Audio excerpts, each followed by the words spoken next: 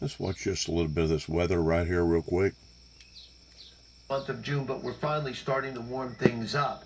All right, across the country today in Midwest, our only trouble spot is this upper level low. You can see it across southern parts of Illinois and Indiana.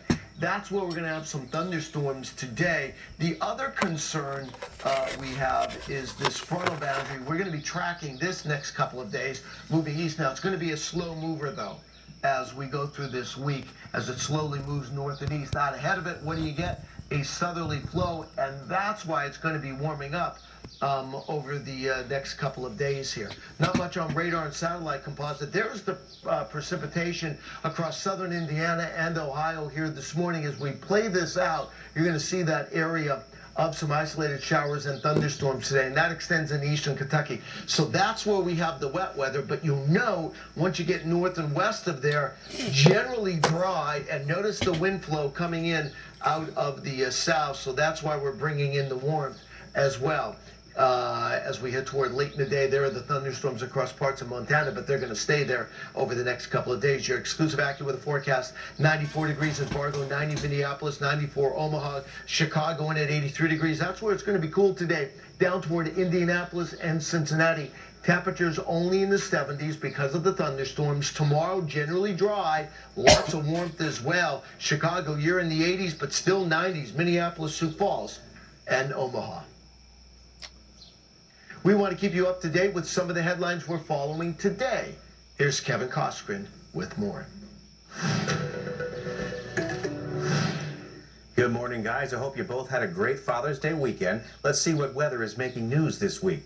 We start in Florida with some good news for travelers. Thousands of passengers traveling to Central Florida airports from the Northeast will no longer experience delays during a typical space launch. Based on risk analyses conducted for every space launch, the FAA determined the existing airspace restrictions for most Florida launches were too large and could be safely reduced. This means fewer delays during space launches for airports like Orlando and Tampa. Our next story is another reminder that Mother Nature giveth and she taketh away. Remember last year when the Mississippi River levels were dangerously low? Last year, the Mississippi rivers didn't just get dangerously low, but they broke all-time records in how low that they actually had gotten. I made some videos pertaining to the Mississippi River getting as low as what it did in correspondence in some of the material that I have put out coming from the Windmill Ministries missions here in Northwest Tennessee pertaining to articles or statements or banners that I had made towards the Mississippi River going to begin to start to dry up. I was laughed at the time. People made fun of me. People thought I was crazy. People thought I was out of touch with reality, kind of like the people over in Oklahoma City, Oklahoma, whenever that I had exposed them towards what had went on with the Oklahoma bombing. But if you remember, last fall, I said that there would be rains, adequate rains this winter. And boy, had we ever gotten some rains and some snows like we'd never seen before in raising up not only the Mississippi, but bringing a great deal of water out west pertaining to Lake Mead and California and other places that actually needed that type of H2O restored back into their reservoirs. I made a statement last fall that according to the calculations that God was showing me, that we was going to have another hot, dry year again this year, and that the Mississippi River would fall again.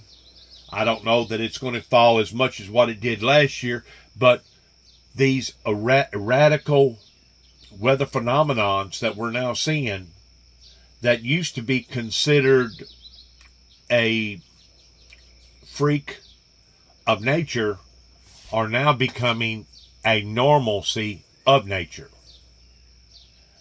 And the reason why is because mankind has created an environment that is now coming back and plaguing them and haunting them.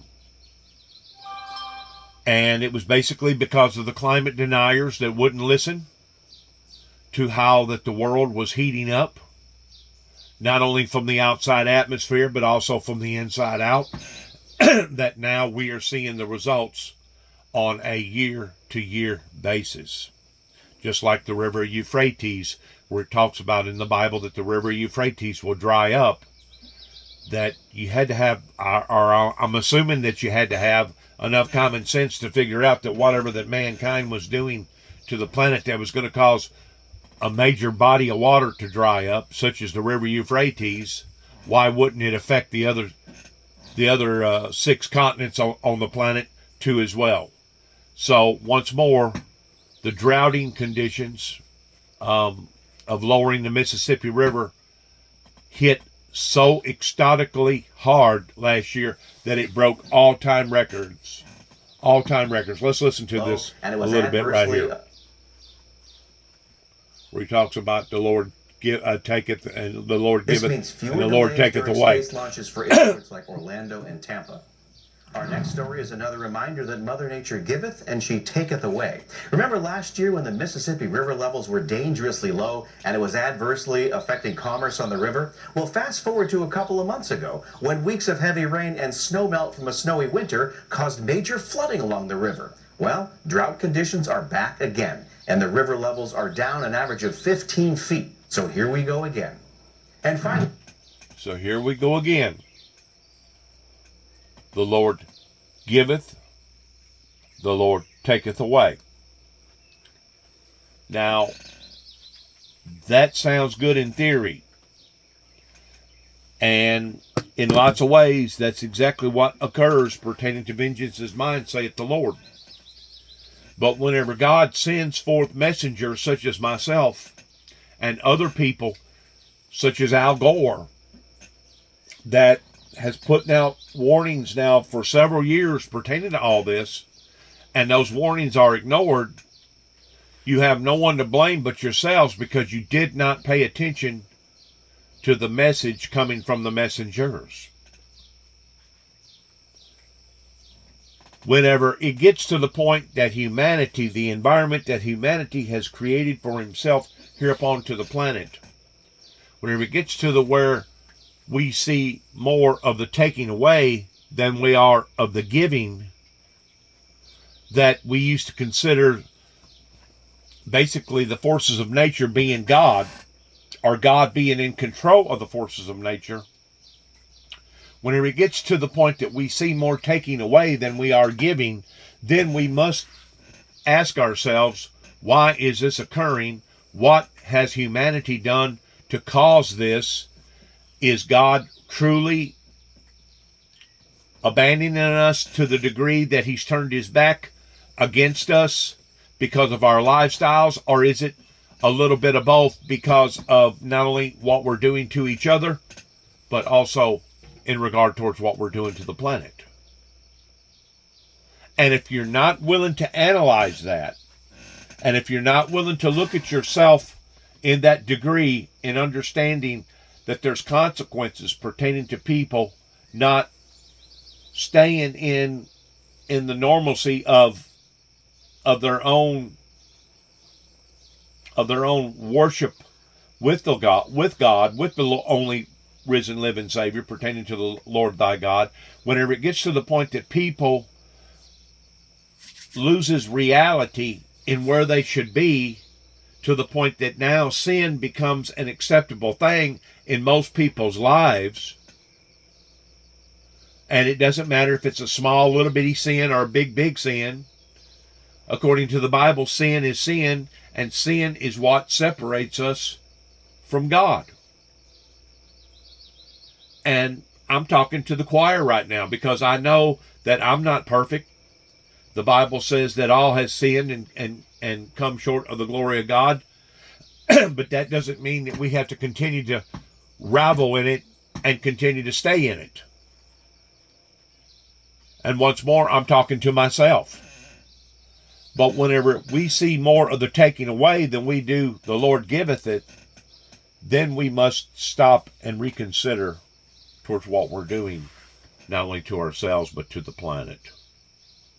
And that's exactly what's going on right now, that people like Al Gore and other people, scientists and meteorologists, as well as ministers, as well as messengers, has tried and tried and tried so desperately to get their message out there to the world, that was basically ignored, overlooked, or nobody wanted to pay attention to it. And because of it, now we're seeing severe, severe consequences on account of it. We're seeing these abnormalities that now are becoming normal. Just like they used to say that, oh, it's a 100-year hurricane, or it's a 50-year hurricane, or it's a 20-year hurricane. Well, now those 20 and 50 and 100-year hurricanes are now happening on a routine every year basis. So you're taking the things that used to be considered normal, that now are abnormal, but because of the abnormality of the pattern being every year, now we look at those things towards them being normal, and in reality, they're not normal. They're very abnormal, because we was only supposed to have gotten that Category 5 hurricane once every 20 years, or once every 100 years, or whatever. The span of these intensities of these major events pertaining to the forces of nature are only getting worse, and they're gravitating to the degree that we're seeing more and more of them, which is in correspondence to what Jesus Christ said pertaining to the sufferings or the sins of humanity, that it would be even as a woman travailing with a child, that her birth pains not only intensify towards getting stronger, but her birth pains would also intensify as far as instead of having birth pains every 10 minutes, now she's starting to have birth pains every 5 minutes, and then eventually she'll start having birth pains every 2 minutes. In other words, it's getting narrower and narrower to the degree that it's getting stronger, and there's more of them.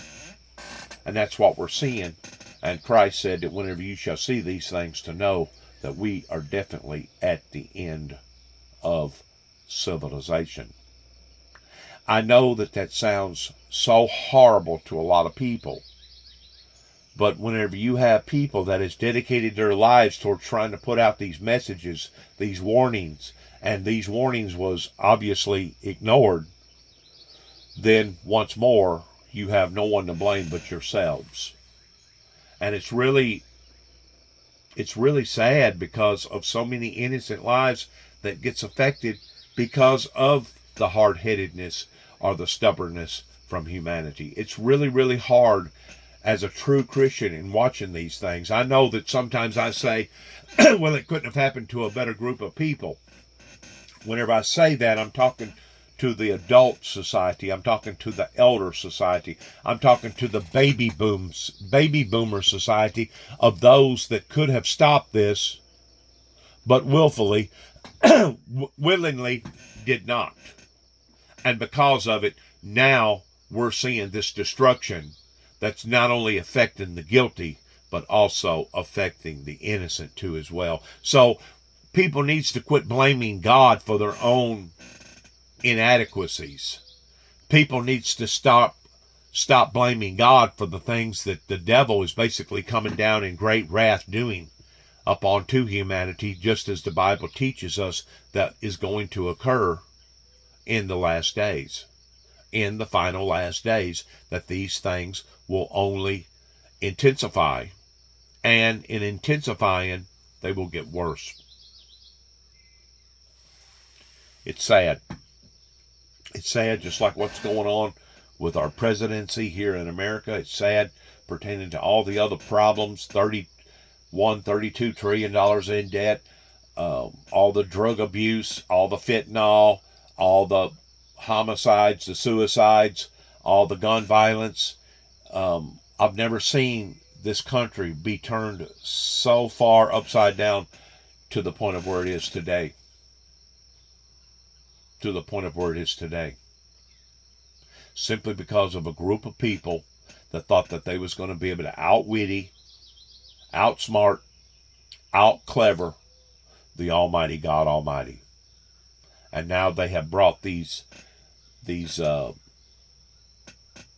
horrors upon to not only themselves, but upon to the lives of the innocent.